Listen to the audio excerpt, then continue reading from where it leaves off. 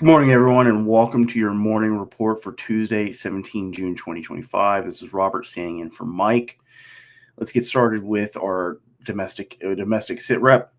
First, yesterday, the Bank of America released a report showing that foreign demand for U.S. Treasuries is, quote, showing cracks. And Bank of America strategists said this decline in U.S. Treasuries held by foreign central banks is unusual. And central banks selling U.S. Treasuries, they said, likely reflects official sector diversification away from U.S. dollar holdings. And this follows what we've been reporting on for the last couple of months, that foreign investors are moving out of U.S. markets and not going into U.S. Treasuries, but instead looking at either foreign currencies and markets or commodities. The Department of Justice announced last week that they're restarting investigations under the Foreign Corrupt Practices Act. But they said that these new cases are going to focus on national security interests, payments to cartels and foreign competitors who disadvantage U.S. companies, rather than U.S. Companies overspending on gifts and comped meals. And they said that national security interest investigations could include cases involving critical minerals, deep water ports, critical infrastructure, defense, and intelligence.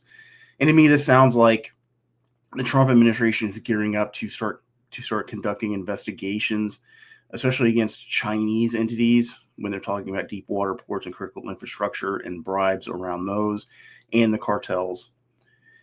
And then moving over to our domestic side, Cybersecurity and Infrastructure Security Agency said in a recent advisory that some of the ransomware groups we've reported on recently are now targeting customers of an unnamed utility billing software provider. And they're using the same vulnerabilities in those remote help desk tools like Simple Help, remote monitoring, and management software. And then finally, the Department of Justice unsealed an indictment yesterday against 8 members of the 18th Street Gang transnational criminal organization in New York. And according to the DOJ's indictment, this gang exerted control over a commercial corridor in New York City, and they primarily funded their gang activities through the sales of fake passports, permanent residence cards, social security cards, and driver's licenses. And Jared, if you could come on and take us through the global sit rep, please. Absolutely. All right. So the G7 summit has been this week. It's wrapping up today. The G7 leaders, most of them, agreed to a joint strategy to secure the supply chain of critical minerals. Now, President Trump has not officially agreed to the strategy due to his early departure from the summit, which we will cover more in depth later. China appears to still be filling its strategic petroleum reserve because in May, China had 1.4 million barrels of surplus oil per day, according to official data. And this is the third consecutive month with over a million surplus barrels per day. Previously, we assessed that China would actually need 2.9 billion barrels on hand for a potential blockade of Taiwan in order to last an appropriate amount of time and outlast Taiwan. And that's based on the U.S. Energy Information Association estimating that China uses about 16.19 million barrels per day. Speaking of that, Taiwan, their health ministry announced that Taiwan would begin producing its own emergency medical equipment, particularly blood bags, in preparation for a potential war with China. That way they're not dependent on outside sources for those critical materials. Do you happen to know where most of their imports of medical equipment and blood bags comes from? I do not. Given what we saw in COVID, there's a pretty good chance it's coming from mainland China. Believe it or not, Taiwan does have significant trade with mainland China. It is reducing, but they do have it. All right, thank you for that. Thank you for answering that, Jared. And lastly, Turkish President Erdogan ordered an increase in medium and long-range missile production, quote, in light of recent developments yesterday. Now, Erdogan is blaming Israel for increased hostility in the region and said that, quote, every step taken in our region without considering the facts invites other disasters to occur in the future. All right, well, let's move on to our warning items for today. Oh, I'm sorry. And first, we have upcoming protests today. We are tracking 58 protests across the United States. And then we're going to move on to our warning items for today. And first, California Democrats, including State Senator Scott Wiener, are proposing a law. This is Senate Bill 627, also known as the No Secret Police Act. And this bill, if passed, would ban local, state, and federal law enforcement from wearing masks during official law enforcement duties in California, and would also require local, state, and federal police officers to be identifiable by name or another identifier on their uniforms. And I think in this case, Scott Wiener means like an agency name tag or some kind of agency identifier. And this No Secret Police Act, to me, appears to be an attempt to intimidate ICE agents and other federal agents that are conducting immigration enforcement in California, because they could be doxxed and targeted by anti-ICE activists or criminal organizations. But this bill also bans local and state police from wearing masks on duty, I think probably with the intent to prevent sheriff's departments and local police from cooperating with ICE independently, especially if we see one of these lawsuits from these states against the Trump administration end up in the favor of the Trump administration, especially overturning some of these sanctuary state policies that stop local law enforcement from cooperating independently with ICE. I think this bill seems likely to pass because California's state legislature is Democrat controlled. However, I think California is unlikely to be able to successfully prosecute federal agents under this law because they don't have the jurisdiction over federal agencies. But I think the intent here is not necessarily to get a successful misdemeanor prosecution against an ICE agent, but rather to get them into court and have their identity revealed. Moving on to our next warning item on the domestic side. Cybersecurity researchers at the Information Technology Information Sharing and Analysis Center, which is a mouthful, and Google Threat Intelligence warned that Iran-linked state-backed hackers, hacktivists, and cyber criminals could target U.S. critical infrastructure in response to Israeli strikes on Iran.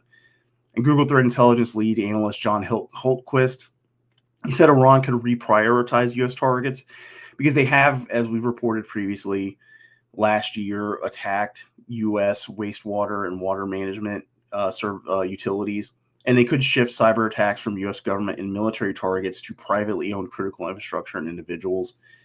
And a cyber attack would be a relatively low-cost action for Iran, and I think it is plausible Iran could choose to conduct a cyber attack on U.S. critical infrastructure, especially if U.S. forces join military strikes against Iran. And additionally, I think another threat is that other adversary state-backed hacker groups and cyber criminals could take advantage of the difficulty of attribution for cyber attacks to conduct their own attacks on U.S. critical infrastructure and supply chains, which, given the timing, could be blamed on Iran rather than, for example, a Chinese state-backed hacker. And Jared, if you could come on and take us through your warning item, please. Absolutely. So, in an interview yesterday with ABC News, Israeli Prime Minister Benjamin Netanyahu said that killing the Ayatollah will, quote, will not escalate the conflict, it will end the conflict. Now, when asked about whether Israel would target the Ayatollah, Netanyahu responded with, "We are going to do what we need to do." Netanyahu also said that Israel's strategic goals include eliminating the nuclear threat and the threat of 20,000 ballistic missiles. So they have two stated strategic goals, but also not stated as a strategic goal, but probably something they intend to do, eliminating the missile threats on both sides, conventional and nuclear, along with potentially killing Iranian leadership, which they've been targeting lower level Iranian leadership throughout this. The prime minister stated that he does not see peace talks as fruitful and that the war will go on as long as necessary.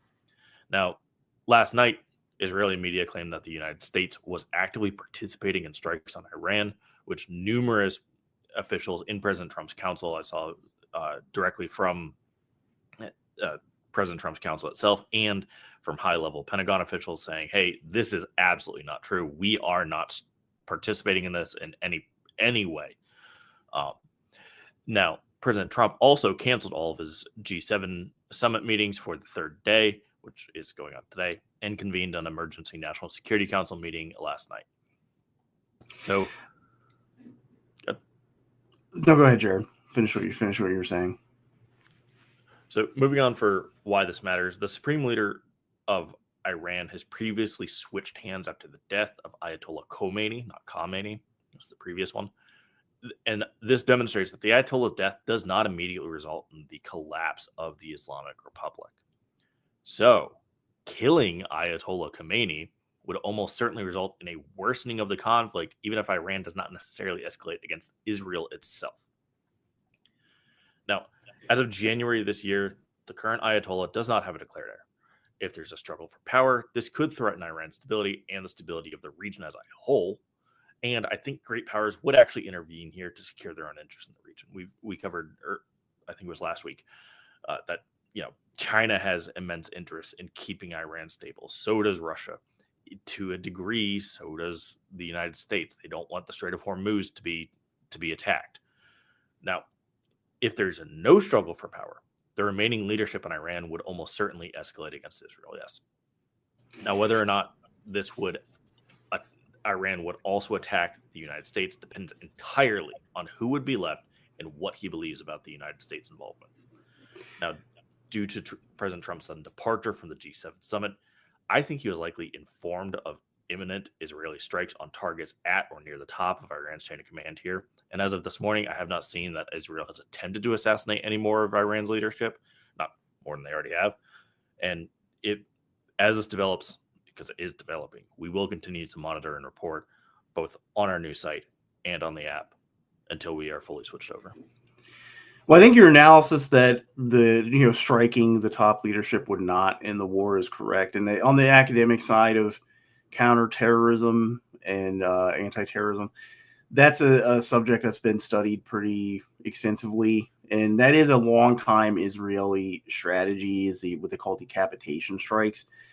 And as far as I remember, the last time I read through the academic literature on it, is that it really is ineffective. It doesn't actually, in most cases, stop a conflict, especially against a terrorist group. Instead, they actually just adapt and get new leaders. And we saw that with U.S. strikes against ISIS and Al-Qaeda leadership as well. So I agree with you. I don't think that would actually end a conflict, and could, as you said, make it worse depending on who is left over to take the reins of Iran. Yeah. All right. Go ahead, Jared. I think they're so people are much more familiar with like the chain of succession for the United States, president, vice president, speaker, on down the line. That's a pretty normal thing for any kind of government to have. Ayatollah's been in charge for, I think, 36 years, since 89. This is like, they have chains of command. They have somebody that can step up if they need to. There may not be a direct heir for the Ayatollah himself, but there are people that can actually take the reins until one is decided. Like, this current Ayatollah was the president of Iran when he assumed power for at least a brief amount of time. I want to say it was like a few days, and then they switched. There will be progression, and on top of that, like, it's fairly common for Iran to lose its chain of command in the upper echelons, and they just replace them a little bit later. Iran's used to this, so it would be shocking to see this actually work per Israel's plan. All right, thank you for that, Jared. Let's move on to questions and answers. If you could round up a few questions for us. Well, so far we only have one.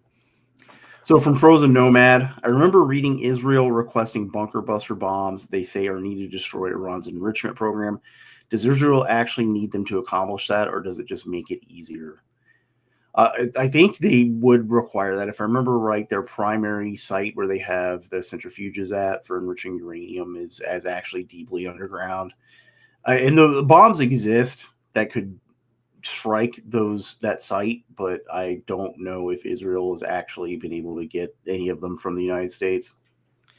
Yeah, I think that's something they're pressing for, not something they have. And if Iran's developing this stuff in secret, it would almost certainly be underground. It's far easier to actually do that and keep it more secure. I mean, we have a base under Mount Cheyenne. Like, that's been talked about pretty extensively. So yes, like, you would absolutely put these in bunkers. One thing I have seen floated is potentially using a nuclear weapon, but that is an enormous escalation on Israel's part, and they would have to then officially say, yeah, we've got these. Yeah, as far as I know, they have not ever acknowledged that they had a nuclear program. but it's a pretty well known secret that they were involved in a nuclear program with South Africa and even Taiwan for a short amount of time before South Africa ended apartheid and changed government control over to the ANC. So yeah, I also agree. I don't think that Israel is likely to use a nuclear device. I think before they would do that, they would try other conventional methods, and because they have struck Iran in the past, targeting their nuclear program. According to Netanyahu, and I've seen some indicators that this may be true, it looks like the Israelis may have some F-35s in Iran, and Netanyahu claims to have air dominance over Tehran itself. If that's true, what they could be doing at that point is just keeping everything below ground instead of actually, going forward with killing the bunker. Because you could if you shut down all of the exits, you can't leave the bunker, can't deploy the technology. On top of that, a Mossad team was just arrested in Iran. So there are people on the ground to find out where these are and potentially conduct sabotage. There are ways to actually, hinder the development of any kind of nuclear weapons without actually striking through a bunker buster. Well, the big example of that being Stuxnet, obviously, where the United States was able to clandestinely sneak in a cyber attack, an air gap cyber attack into the Iranian nuclear program. All right, from Bad Wabbit, what's your assessment of Trump leaving the conference early and assembling his team? Are you expecting Israel U.S. to be hit with something on Thursday or Friday? I think Israel told Trump ahead of time, we are preparing to strike, if not Khomeini, then somebody very close to him. That's something that's kept coming up over through the weekend, and now Benjamin Netanyahu is basically saying, yeah, we don't necessarily have to follow your advice. So I think that's really what's driving this. As far as striking the U.S., I doubt it, but I mean, as you covered in your critical infrastructure piece, it's not an impossibility. It would be the summoning of the National Security Council will be more preparing for whatever possible outcomes there could be. Essentially, a quick war game to go, okay, what are our plans that are in place? What can we activate immediately if we need to? Yeah, I think it is plausible that Iran could conduct a cyber attack, but the key assumption there is that it's in Iran's interest to do that, which means it wouldn't be in their interest if the Trump administration was not directly involved in any strikes on Iran. If all the Trump administration is doing is preparing for any kind of fallout, I think it's significantly less likely Iran would do that, because conducting a major cyber attack that could be blamed on them, even if attribution is typically difficult with cybersecurity, it would give the United States a reason to become involved, and I think that's not in Iran's interest, clearly, because they have been trying not to do that. As far as strikes on Israel, I think they have continuously launched different rockets and missiles at Israel and gotten hits in Tel Aviv. And I did see last night they launched, there was like a single launch it's speculated was an ICBM, one of their newer ICBM designs that was actually intercepted. So yeah, strikes on Israel, probably. Strike on the U.S., kinetic strike, I think pretty much 0% chance, but a cyber attack depends on how Iran perceives the Trump administration getting involved. If the Trump administration continues to do what they're doing now, which is saying they're not and denying these Israeli media reports that U.S. forces are striking Iran, I don't think Iran would see it in their interest to conduct a cyber attack beyond what the base level cyber activities like network intrusions and network reconnaissance and theft of identification materials that they've been targeting government officials with. Just to be clear, I wasn't saying that I think an Iranian attack on the U.S. is even remotely likely, just that technically it is a possibility. Yeah. So they would have to prepare. I think the most likely scenario is getting things in place to conduct defensive and potentially evacuation operations. No, yeah, I didn't take that to mean you thought a strike was likely.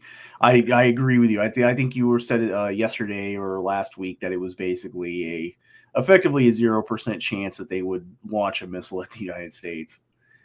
Yeah, well, their missiles can't reach us, so that's at least All right, from Matt Drummer 1, does the heavy lean in by the U.S. Navy and U.S. Air Force to the Middle East make an opening by China to blockade or attack Taiwan and the South China Sea? If you look at it on paper, yes, technically.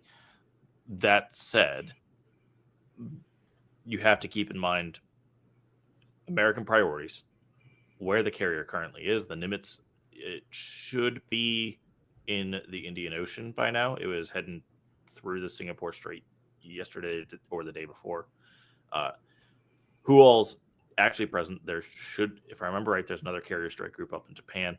And the fact that this is a coalition force now. This is not U.S. and Taiwan alone. It's U.S., Japan, Philippines, potentially Korea, potentially Vietnam, potentially India.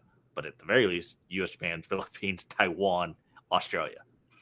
Like there is a major force still present, even if the jewel of the crown has to move.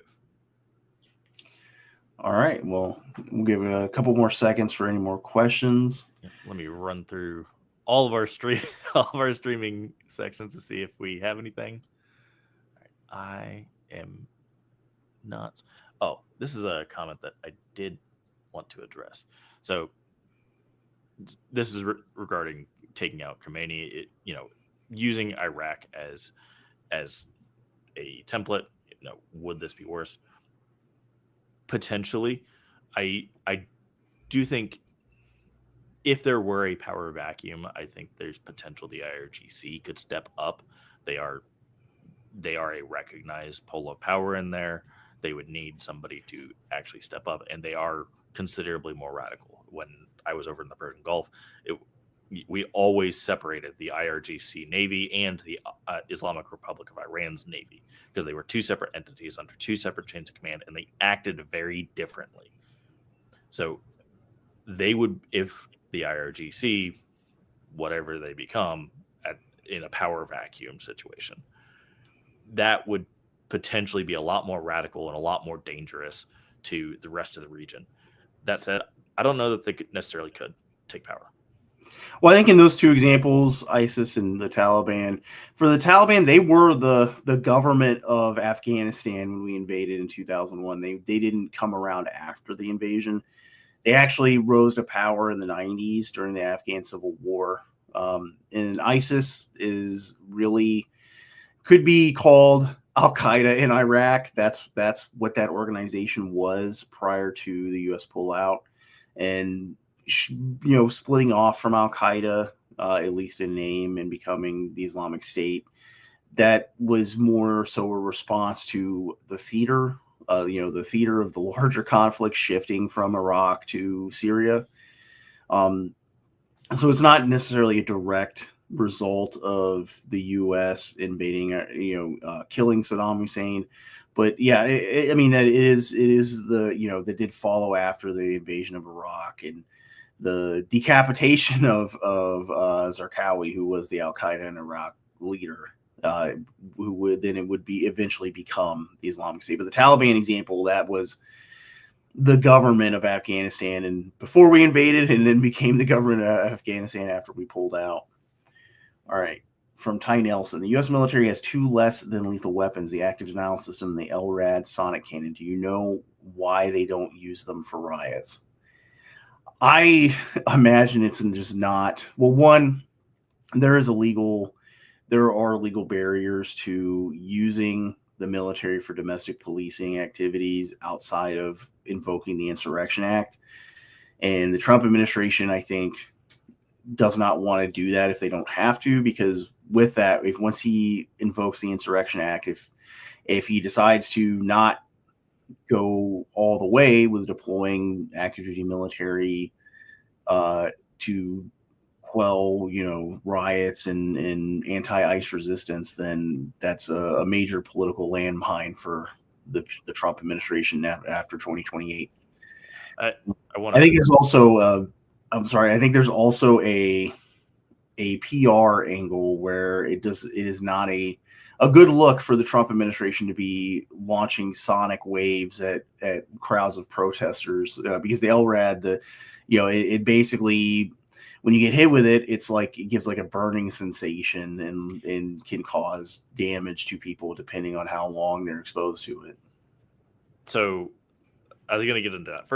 If I remember, I think it was right before I left the Navy, they switched from the terminology less than lethal to just less lethal, because less than lethal still has a couple of kills under its belt. Now, the active denial system it's a very low grade microwave that's designed to cause discomfort but not kill you or maim you by making you infertile.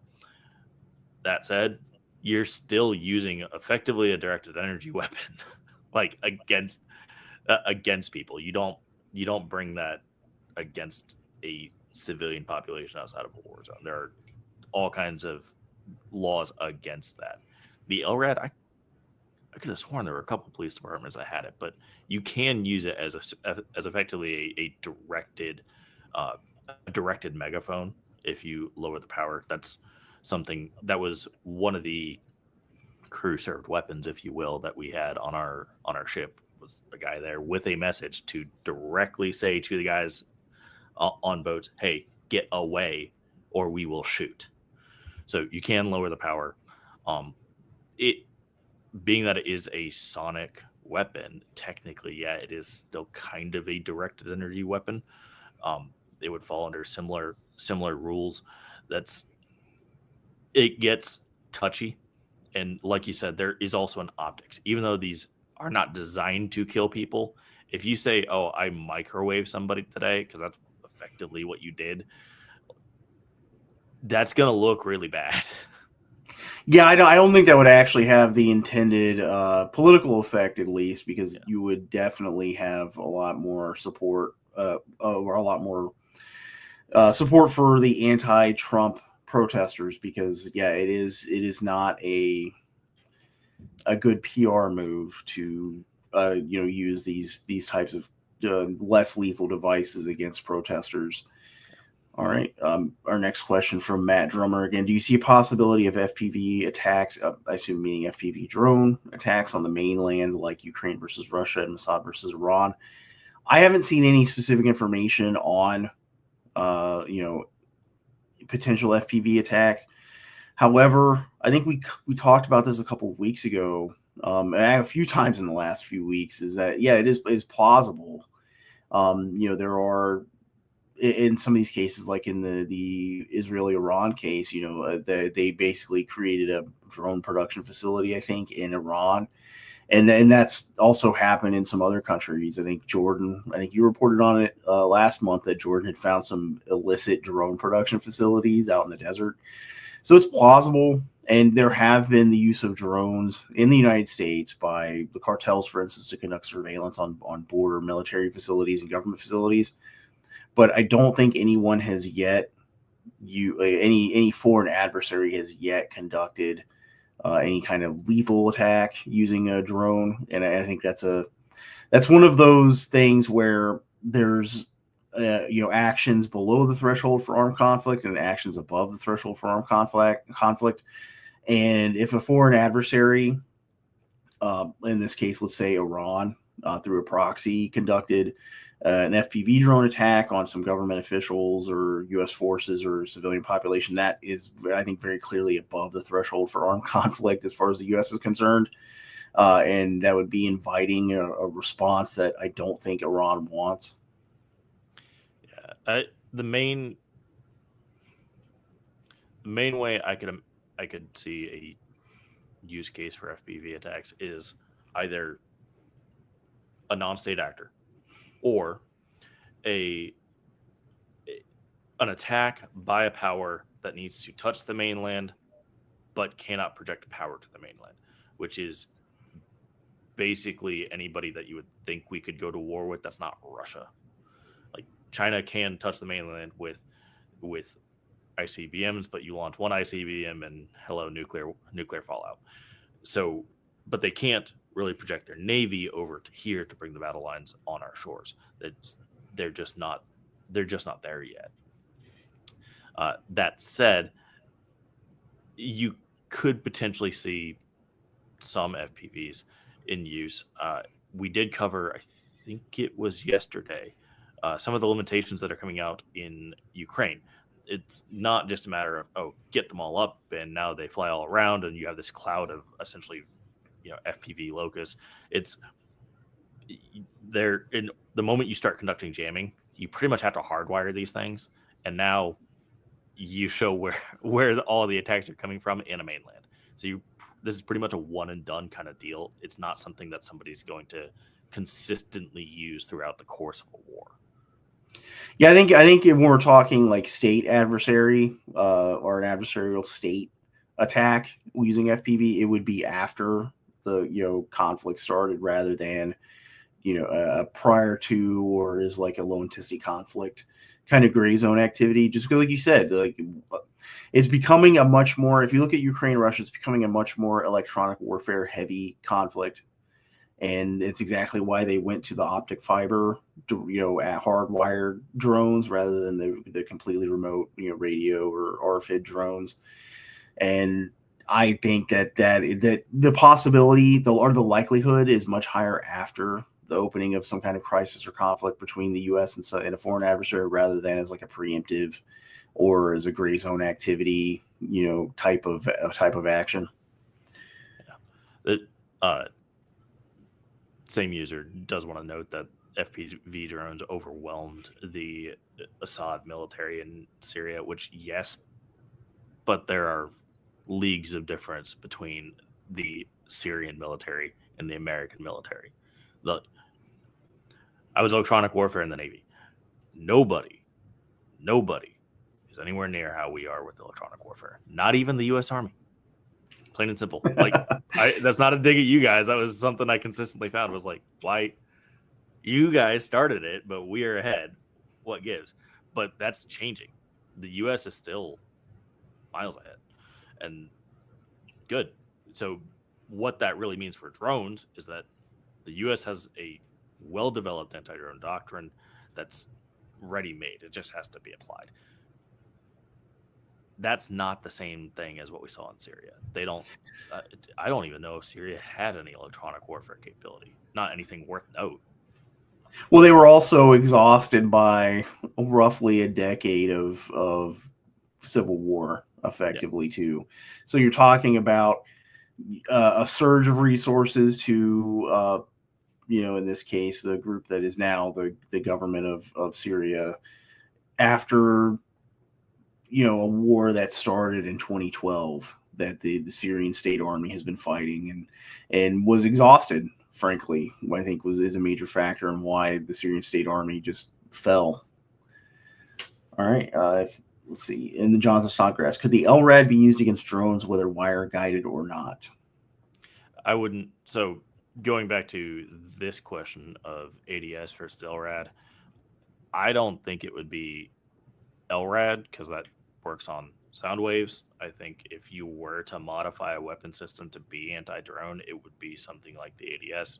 I think it was the Army, might have been the Marine Corps. Somebody just put up effectively a microwave transmitter that you can put on a truck and blast these things out of the sky. That would be how you do this. There's been some experiment with handheld rifle type electronic warfare weapons. I don't know how well that's going to work. You're still limited by power. All right. Well, if that does it for questions today, we'll be going to do one more check real quick for us here. All clear. All right. Well, that'll do it for today. We'll be back with you tomorrow at 08 Central. Be safe and stay out front.